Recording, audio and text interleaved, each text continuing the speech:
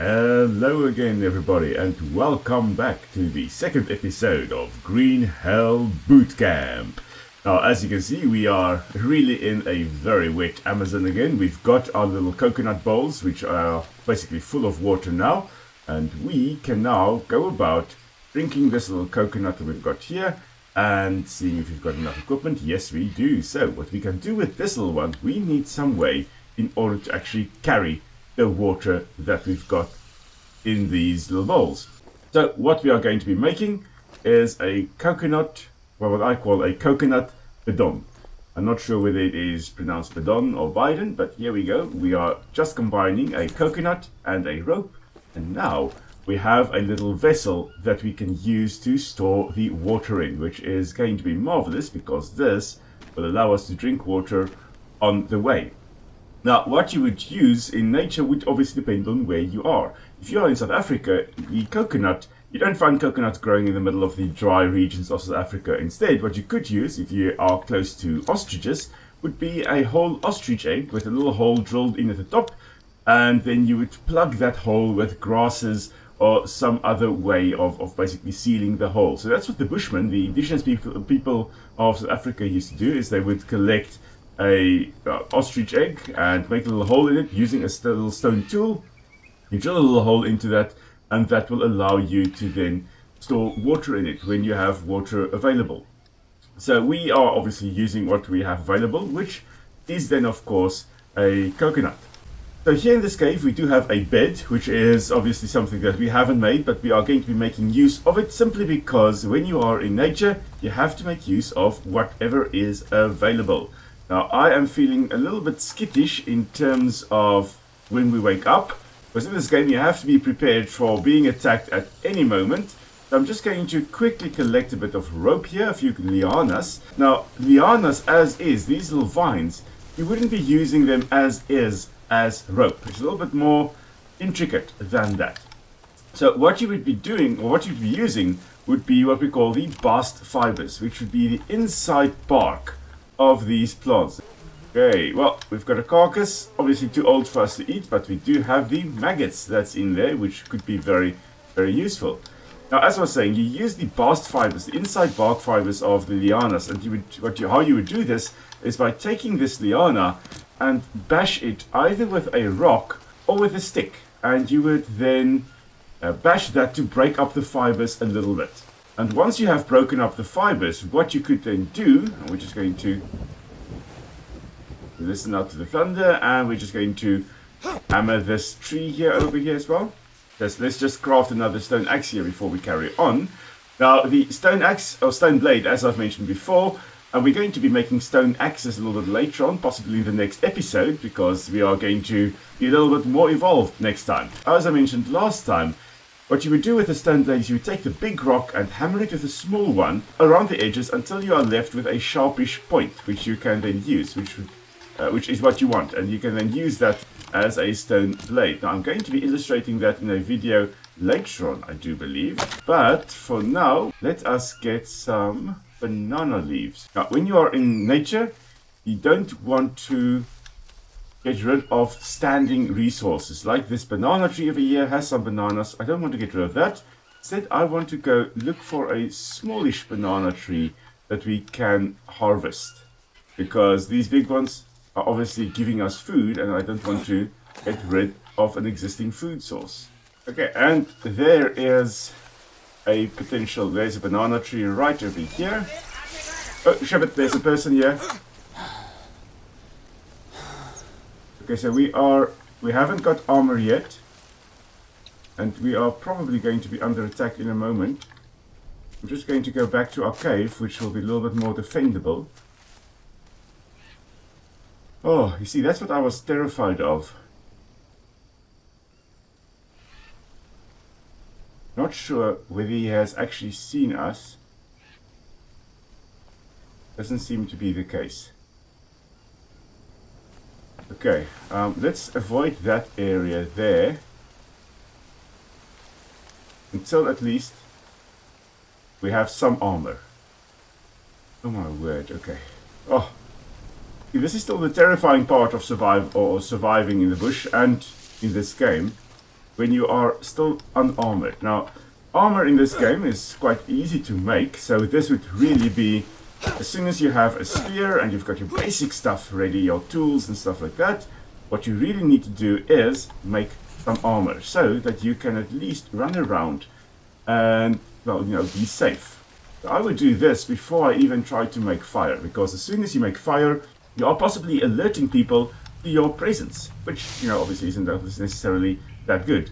Now also, whenever you are in an area, always try to do your busy work while you can see the outside. In this case, while you can see the outside of the cave. So let's just make this. Now in this case, our armor is quite easy to make. All you need would be 3 sticks, 2 rope, and then a banana leaf. And that is going to make us, or give us your basic armor, or relatively basic armor, which will be stick armor. And we're going to put that on our body in a moment. So while I'm making this, I was mentioning in terms of rope, what you could do is, and I'll have a little video if I can make it ahead of uploading this video. I am going to have it up on the screen there as well. As I was mentioning with the bast fibers there, if you would take your bark and actually, or your liana, and you would whack it a bit to break up the fibers, and you then take those fibers and remove it from the well, the branch that it's on, or the liana that it is on. And when you have removed it, you can actually start twisting it to form quite strong fiber. And in this case then, the fiber that you are making, the rope, would actually be stronger than just using the rope as it is there. Now, in order to make rope, you first need to split the bark strips into thin strips. Whack these against the ground to soften the fibers a bit. When you have these thin strips softened, lump them together and start twisting. After a few twists, the fibers will start forming a loop. This is what you want. Position the fibers in such a way that it is easy to work with. Taking the strand furthest from you, twist it forward, and then bring it towards you over the other strand. With the strand that is now furthest from you, again twist it forward and bring it over the other strand. Make sure to keep the fibers of the 2 strands separated. The way the fibers are coiled and twisted around each other prevents the rope from unraveling easily while you are making it. Keep doing this, and soon a rope will start forming. The thickness of the fiber strands you are using and the number of strands will determine the thickness of your rope. If a strand starts running out of fiber, you can add new fiber strands and twist it into the existing strand and simply continue the process. When you have completed the rope, you can keep it together by simply making a knot or 2 at the end. This will prevent the rope from unraveling. Test the strength of the rope to make sure it won't break easily. This piece of rope was made from wisteria bark and proved extremely strong. And that is it. That is how you make very simple bast fiber rope. Now you know how to do it, and good luck. It is starting to rain again. I think we should put out our coconut bowls as always. Whenever it starts raining, have your coconut bowls out so that you can catch the rain as it falls. For some reason it seems to have lost a banana leaf, so let's just backtrack up to where we got the bananas. The banana leaves, which was right up here. I'm just going to take another one just to be sure. And our little guy is extremely tired, so always remember, sleep is extremely crucial. Now, when we have left this little protective cave, we have to make our own shelter, which in itself can be quite challenging. So we'll delve into that probably in the next episode. So let's just continue making our last one here, our last stick armor. Again, 3 sticks, 2 rope, and a banana leaf. And that gives us relatively good protection. Now, when you are in nature like this, you don't necessarily do this against human attacks. You do this in order to protect yourself against any scrapes that you may encounter, because you're going to be running around in the jungle, running around in dangerous territories, and possibly encountering things like scorpions and snakes and predators, and you don't want those to actually injure you. So what you then do, you make sure that you've got your arms and your legs protected. And the basic way of doing that would just be to take a very big leaf, like a banana leaf, and then wrapping rope around that to make a makeshift armor. Almost looks like a bandage, but that is going to be your very, very basic armor. Now here we are just going to take a little nap and then hopefully not wake up to being attacked.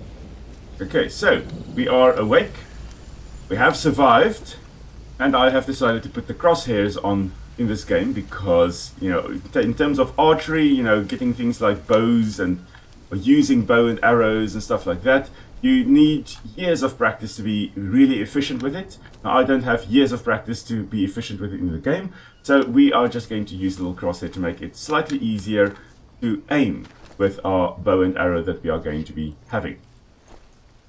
Unfortunately, we have now lost all our rattlesnake meat that we have had previously, and I have just harvested it to get the maggots that are inside. Now, of course, if you are in nature, you want to preserve your meat as long as possible. You don't want your food actually getting rotten or going to waste.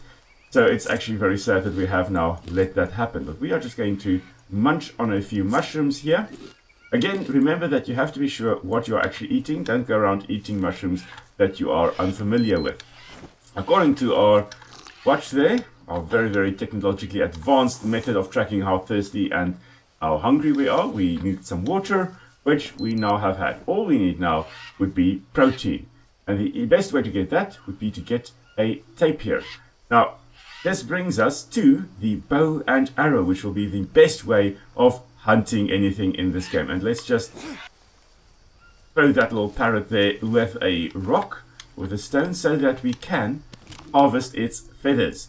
Now, of course, what you would do, how you would do this in nature, is you would throw it with a stone, or preferably have something like a sling or a slingshot, which will be a little bit more difficult to make because you won't have access to rubber. Unlike what we are used to, you don't necessarily have access to something elastic like rubber, so we won't be able to make a slingshot in this game, but in nature you would be able to make a sling, which would also be a very, very effective weapon. So let's quickly look at making feathers. In this game, the way to do this, extremely straightforward. You just need 2 feathers and a small stick, and you can nowadays also adjust the amount of things you want to craft at the same time. And if you are being attacked while you are making that, you can just press Q to quickly jump back into the action. So what we now have, we have 3 arrows, which are going to be useful. We don't, however, have a bow yet. So let's make a basic bow. Now, to do that, we need a liana and we need a long stick. So let's just head into our little cave over here. Now, how you would make a bow with a stick like that is that you would take this big stick, and now, of course, you're going to have a bow shape, and you need to shave out some of the bark on the stem, or on this stick, and you would actually shave out the inside of the bow. The outside bark you would leave on, because you need that to maintain the structure of the bow that you are making. So let's say we want the bow to curve like this. We would shave on this side of the stick, leaving the bark on the outside part of the bow. And of course, then you would use rope in order to attach. You would make a little notch at the top and at the bottom, and you would then string the rope in between those two. And the rope you use here can be a variety of things. You can, of course, use the bast fiber ropes that I've mentioned.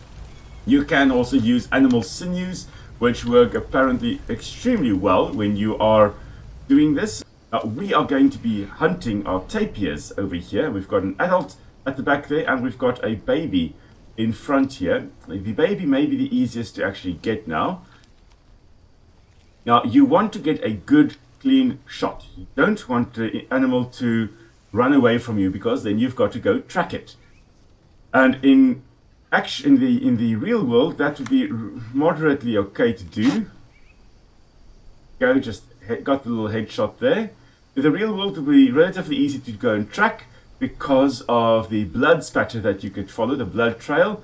In this game, there is no blood trail, and they just run off like that little baby tapir has now done, and you need to go and find them, which will be extremely challenging in this game. So you kind of want to get them headshot first, and then that would be no problem. Then you just kind of slaughter them. I'm just checking where those humans there are that we heard earlier. I don't want to encounter them while I am slaughtering the tapir.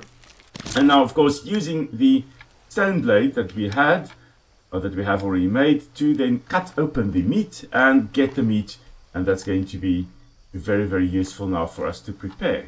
Of course, we are now dirty and we want to clean our hands, but there is no water in the pond, so we are just going to have to carry on and not eat while we are walking around with our dirty hands. And that brings us to the next thing we need to do, which is to make a fire. So let's look at the basic fire we can make, a small fire, and we are going to be making it in here in the cave, which may or may not be in real life the best place to make it. It is a good spot because it is going to be dry, and you need all your ingredients to be extremely dry when you are making a fire. Preferably the sticks that you are using in the fire as well, but especially your fire making tools, and then also the tinder that you are using to make the fire.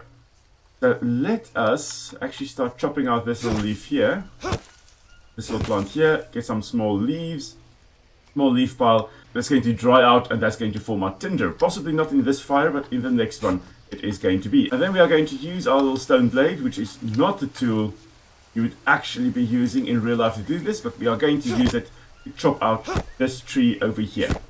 What you would want to do is to use a stone axe to chop out the tree like this. And we're going to do that next time. We are going to become a little bit more advanced and make things like a stone axe to use.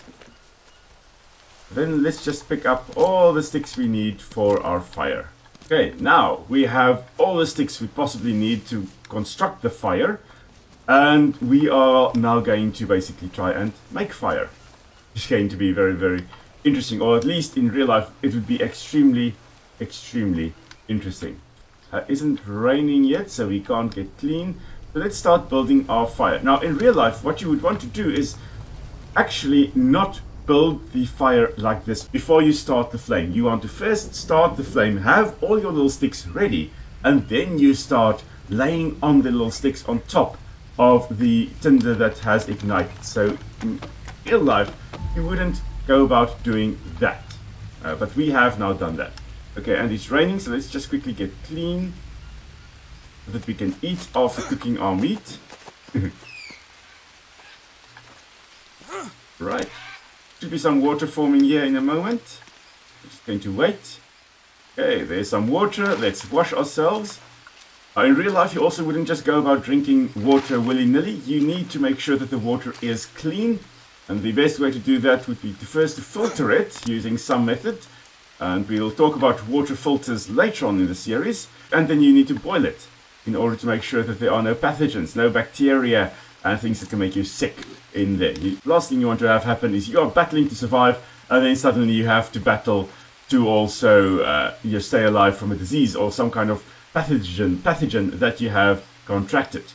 Now we have our fire structure here, and the TP over here, the TP structure where you've got these small sticks in the center and then bigger sticks all around it.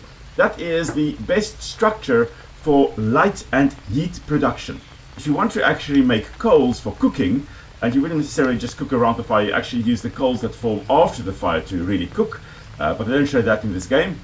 If you want a lot of coals, you actually need to lay the sticks on top, lengthwise, on top of one another if there is a little bit of a breeze blowing, and you align it so that the breeze blows over all the long sticks. And some of the native tribes in Ethiopia and other parts of Africa actually do it that way. So that then very quickly forms a big pile of very hot coals that you can use to cook your food. Now we are not going to be doing that. We are going to use the TP style over here, and let's see whether we have got some dry leaves. Brilliant. Now what we still need would be the tool to start making a fire. There are two things that we can make here. We can use the simple hand drill, which is the least efficient way to start a fire. Alternatively, what is also a very popular method would be to use a bow drill, where you've got a bow, not necessarily a big bow like a hunting bow here, but you've got a relatively smaller, so about that size bow that you have made, same as this, but a little bit slacker. So the rope isn't so tight or so taut over there. Okay, so I think there is one ingredient that we do still need in order to make that, and that would probably be a plank, which we can get by taking this log. Let's just lay it on the ground here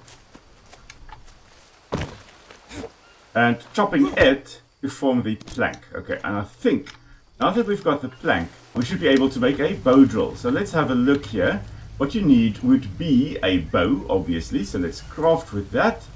You need a plank at the bottom. This is where you are going to actually make your ember to start the fire with.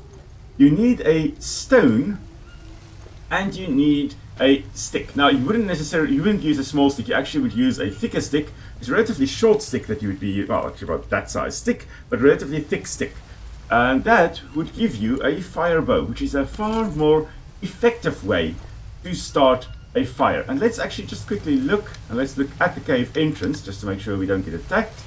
How you would go about using this is you would hold onto the rock at the top there, and then you press down on the stick. The stick then has the rope of the bow wrapped around it, and by moving this bow backwards and forwards, you can then drill down, especially since you are forcing down on the stick.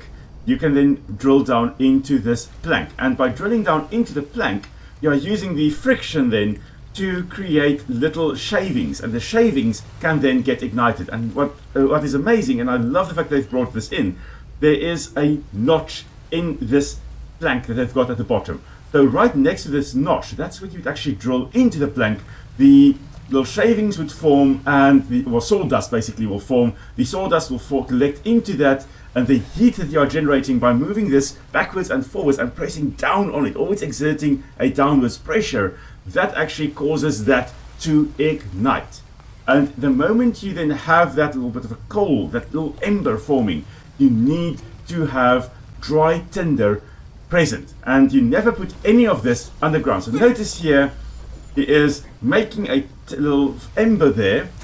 Once you have that ember, you would lay that onto a bigger plank, and then you would start adding your small twigs, eventually getting it to be like this. Okay, so eventually getting it to start a big flame, and yeah, that's going to be how you would start a fire using a fire bow, which uses far less energy in real life and also in this game than you would use if you are using a hand drill, which really is the least effective way of making a fire. Okay, so that's why we are not using the hand drill in this game, and I wouldn't use the hand drill in real life either. I would most definitely use the bow drill if I can. So we are just going to make a little stew over here because stews are good, and in order to do that, we're also just going to make two at a time. We are going to just collect one of our bowls outside here. That's also going to be a nice way for us to get our, well, vitals up.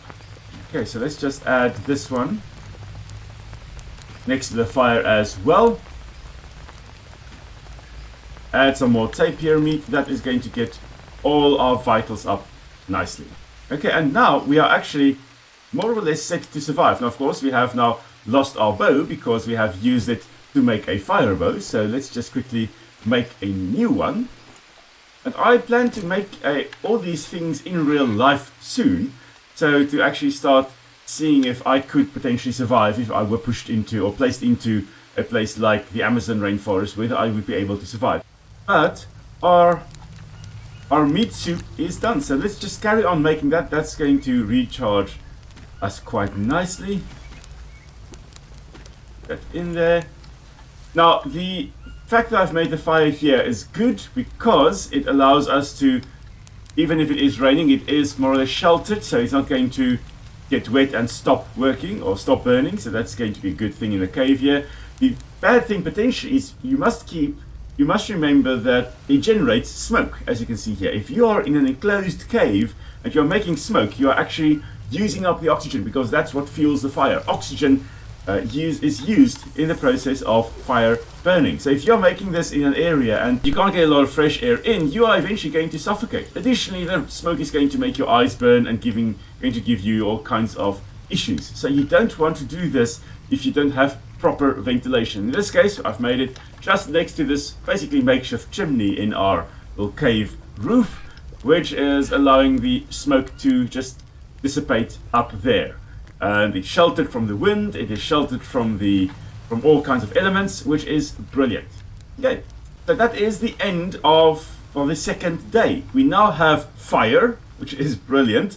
We have got a bow, which is going to allow us to hunt and defend ourselves far more effectively than just the spears. We are now also armored, which is extremely important as well. So we are slightly protected against stab wounds and stuff like that. Now, of course, you technically have chest armor as well. That's where all your vitals are. But anyways, we have our arms protected.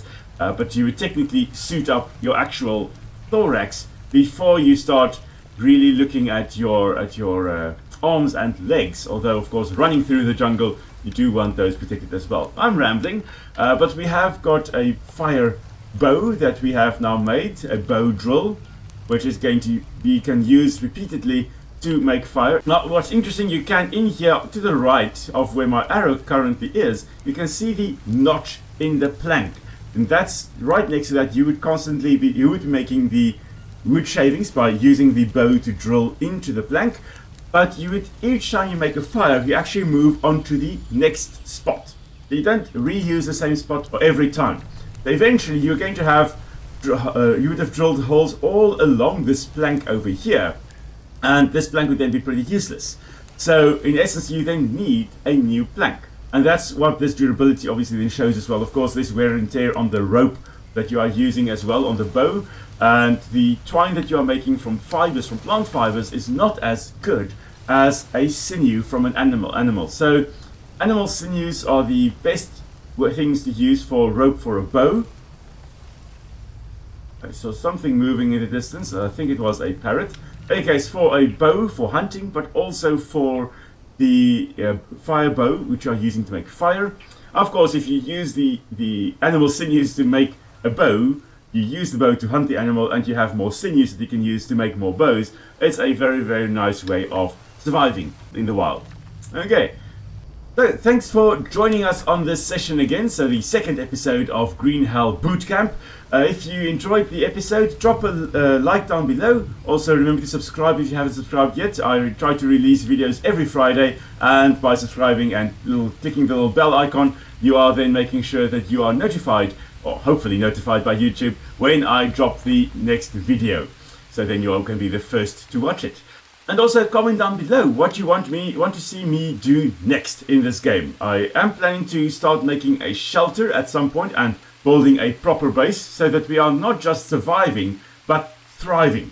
That's going to be starting in the next episode. Also going to be making a few more proper tools, stone axes and stuff like that. So yeah, tune in next Friday then for the next installment of Green Hell Bootcamp. Until then, stay safe, and I will see you guys soon.